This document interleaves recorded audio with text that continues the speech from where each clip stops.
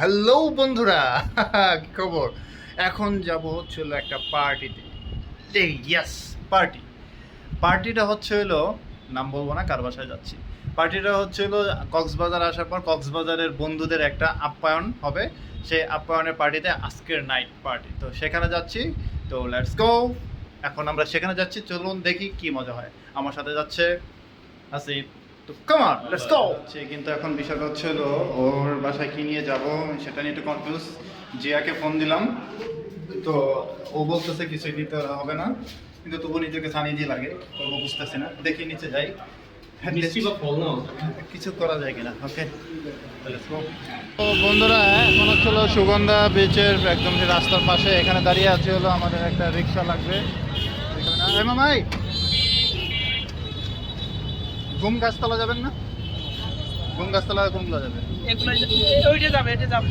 আচ্ছা দেখি মামা, ঘুম গাছতলা যাবেন না? কত? ওই পাশ থেকে বসো তুমি। আমরা অটো রিক্সা পেয়ে গেছি, এখন এই রিক্সা চলে যায় ঘুম গাছতলা।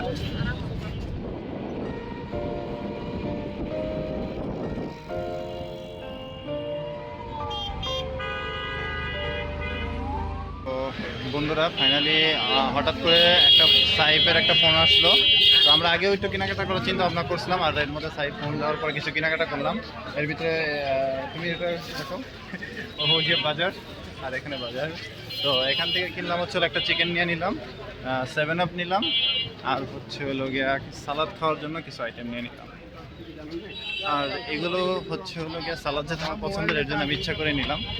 তো এখন হচ্ছে আমরা যে জিনিসগুলো কিনছিলাম, তো এগুলো হচ্ছে হলো বাজারটার নাম হচ্ছে হলো কানাইয়ের বাজার। বাজারটার নাম। তো ফাইনালি বন্ধুরা আমরা হচ্ছে হলো এখন কানাইয়ের বাজার থেকে চলে আসছি হলো এই 6 নম্বর ফেরিঘাট। অলরেডি এই যে জিয়া এখানে ওয়েট করতেছে, এই যে জিয়া এখানে আছে। তো আমরা এখন সাইফের বাসার দিকে যাবো, সাইফের বাসার সামনে। বন্ধুরা যেহেতু আমি সাইফের রান্নার হাত দেখবো, তো এর জন্য আমি আগে ওর বাসায় চলে আসলাম, আমি আর হাসিফ। যেহেতু আমাদের কাছে একটু বাজার আছে রান্নার ব্যাপার সবার, তো জিয়া ওখানে দাঁড়ায় আছে আরেক ফ্রেন্ডের জন্য। তো সাইফের বাসার গেটের সামনে আমরা, তো আমরা এখন 4তলায় যাবো। সাইফ তো 4তলায় থাকে, তো দেখি সাইফের বাসার দিকে আগাচ্ছি। ওকে, এটাই মেবি সাইফের বাসা, সম্ভবত এটাই হবে।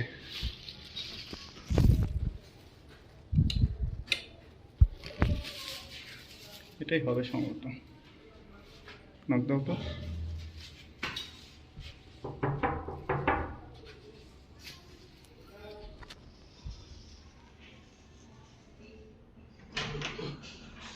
সাইফ আছে, এই যে অলরেডি ও চলে আসছে। দেখি সাইফ আসছে কিনা সাইফের রুম। দেখো দাদু অলরেডি রান্না করে। আপনার কাছে আছে তো কি হয়েছে? আমি সালাদ পাস্তে পছন্দ করি। কাউরে দেখাচ্ছি না, রাখো এখানে। তো যাই হোক, ওই যে ও আর হাতে মাত্র চুমা দিল, এটা হলো আর সেই হাত, রান্নার হাত। ও ওয়াও, অলরেডি রান্না শুরু হয়ে গেছে, রান্না বান্না করতেছে। ও সাইফের রান্নার রহস্যটা একটু লিকেজ করি। না না, তুমি কলেজে পড়া অবস্থায় সে ম্যাচে থাকে, তো ওই ফুল সময় আনফরচুনেটলি বুয়া একদিন আসে না। তো বুয়া না আসার কারণে তখন আবার ও হচ্ছিল ওই দিন হচ্ছিল চিকেন নিয়ে গেছিলো বাসায়।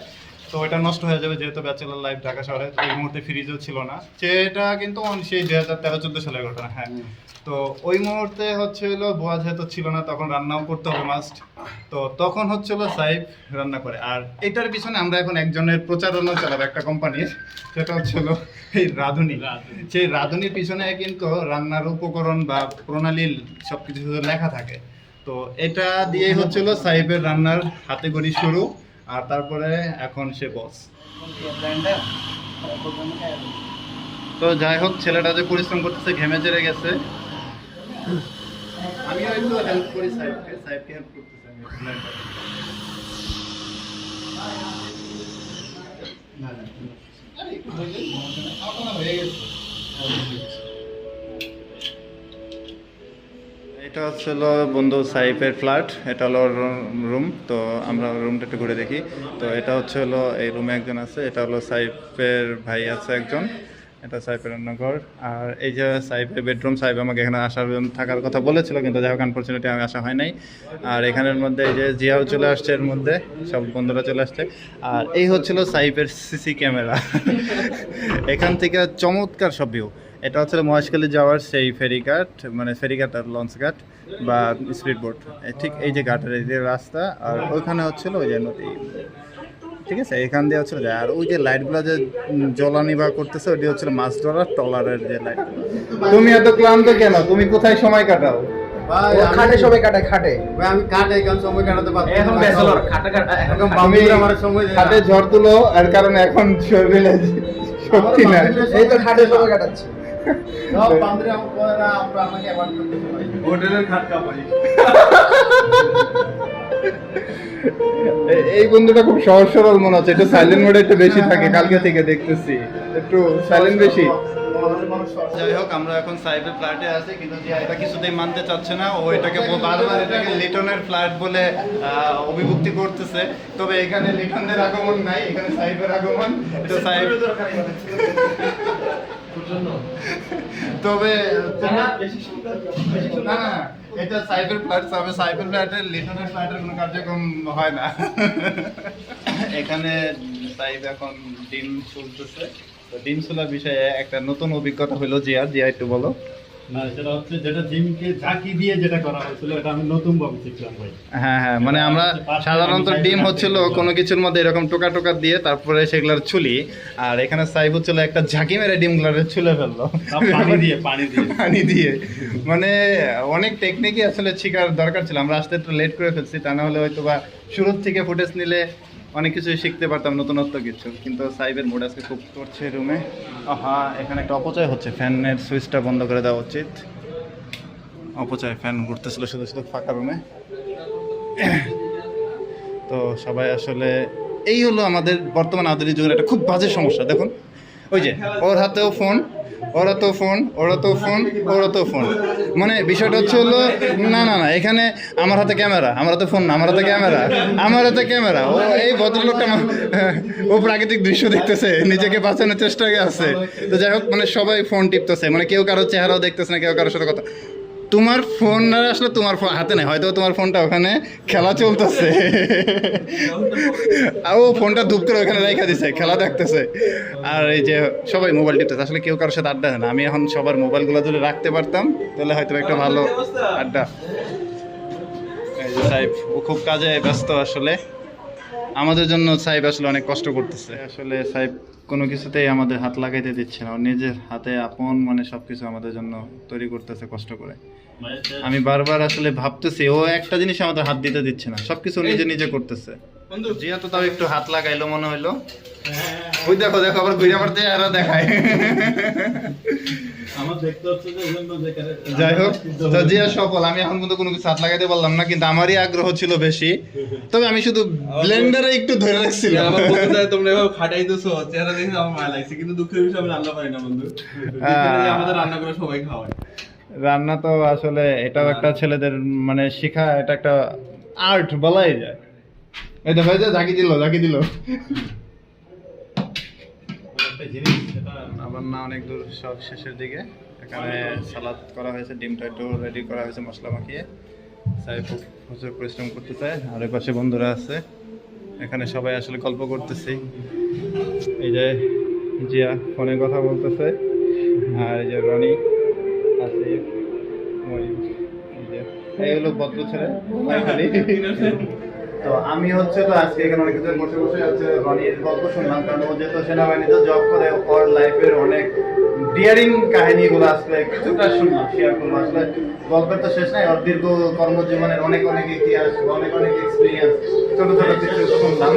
বেশ ভালো লাগলো। আসলে সেনাবাহিনীরা যে আমাদের জন্য কি পরিমাণ পরিশ্রম করে বা বিজেপিরা কি পরিমাণ পরিশ্রম করে, সেটা আসলে মানে সাথে সাথে কথা না বললে কখনোই বোঝা যাবে না।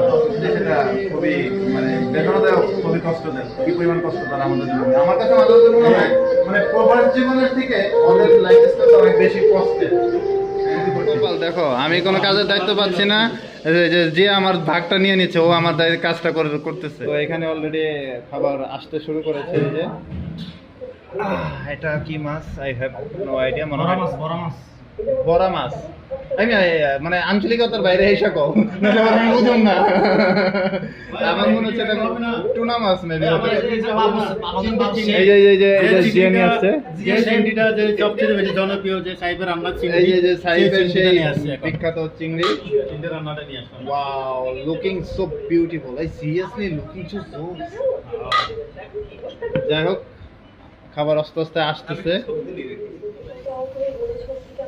তো ফাইনালি আমাদের রান্না প্রায় সবই শেষ সাইফের হাতের রান্না আমরা আজকে এখানে উপভোগ করব আমাদের খুব তাড়া বিশেষ করে রনির অন ডিউটিতে এখন চলে যাবে তো যার কারণে ও একটু ফার্স্ট আমরা সবাই ফার্স্ট আর এই যে আইটেমগুলো দেখাচ্ছে এটা হলো চিকেন এটা হচ্ছে টুনা মাছ ওদের আঞ্চলিক ভাষাকে বড় মাছ বড়া মাছ বলে এটা হলো ডিম ভুনা আর এখানে আছে চিংড়ি সাইব স্পেশাল আরো অনেক কিছু আইটেম তৈরি করার কথা ছিল কিন্তু আসলে ব্যস্ততার কারণে হয়ে উঠলো না সাইব অনেক পরিশ্রম করছে মহিব বন্ধুরা ফাইনালি আমরা সাইবের এখানে এখন খাওয়া দাওয়া শুরু করে দিচ্ছে সবাই অলরেডি শুরু করে দিচ্ছে আমরা শুরু করব তো একটা বিষয় এখন একটু আনইজি লাগতেছে এবং একটু অন্যরকম লাগতেছে কারণ বিষয়টা হচ্ছিল আরেকটা ক্রেডিট বলতে হয় সাইফ হচ্ছিল এই আমাদের এই পার্টি হবে বিধায় ও অনেক কিছু স্যাক্রিফাইস করছে ওর ফ্যামিলির কয়েকজন সদস্য এখানে আসার কথা ছিল তারাও আসে নাই মানে আমরা এখানে বসবো বলে আর আরেকটু বেশি আমার নিজের লজ্জা লাগতেছে যে আমি আসা উপলক্ষে এত আয়োজন মানে একটু নিজের অন্যরকম মনে হচ্ছে এই যে সব বন্ধুরা আসছে এখানে সবাই একসাথে হয়েছে এর জন্য আমারও খুব ভালো লাগতেছে যে সবাই আসছে আর এই যে সাইফ দাদু একটু প্লিজ এই দাদু একা সব রান্না বান্না পরিশ্রম করছে তবে আমি একটা জিনিস হয়তো বা দাদু ভুলে গেছে কিনা আমি রান্না আমি এখন শুরু করতেছি না তো সবার রিভিউটা শেষ হবো আর একটা কমপ্লেন আছে এই সাইফের বিরুদ্ধে শত ব্যস্ততার মধ্যে একটা কমপ্লেন সেটা হচ্ছে আমি লটকা শুটকির কথা বলছিলাম আর আশেপাশে কোনো জায়গায় আমি শুটকি দেখতেছি না শুরু করতেছি এখানে সবাই ভাত নিয়ে নেন এখান থেকে এদিকে আসেন আসিফ সবাই শুরু করছে এখন আমি খাওয়া শুরু করলাম ওকে ওরে ভাই বুড়িশ খা ভালো দে দে ব্যাক দে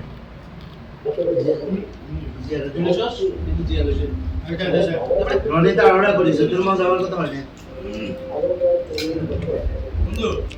আমার বাসার মানুষ আমার ফ্যামিলি মেম্বার সবাই জানে যে আমি কখনো খাবার সম্পর্কে কিছু বলতে পারি না কিন্তু কসম ট্রাস্ট মি আমি সাইফের হাতের রান্নায় যে প্রথম একটা চিংড়িটা মুখে দিছি সত্যি আমার আসলে অসম্ভব ভালো লাগছে এটা আমি সাইফকে খুশি করার জন্য বলতেছি না বা এমনিতেও বলতেছি না আসলে ভালো লাগছে এখন তো মানে মানে চিংড়ি মাছের এই বিষয়টা খুবই ভালো লাগছে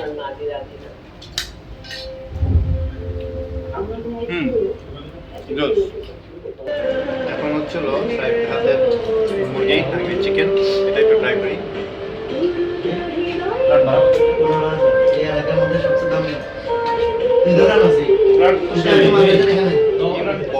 একটা মানুষের হাতের রান্না কিছুই এত ভালো হইতে পারে কিভাবে গড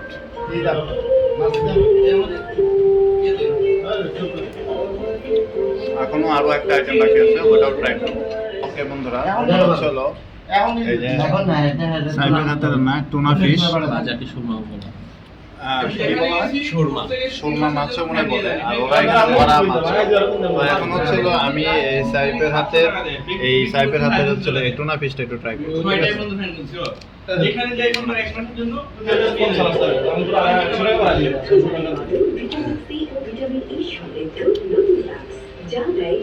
মনে মনে হচ্ছে দেখো ফল তো মাথায় ধরে ফোন না মনে মনে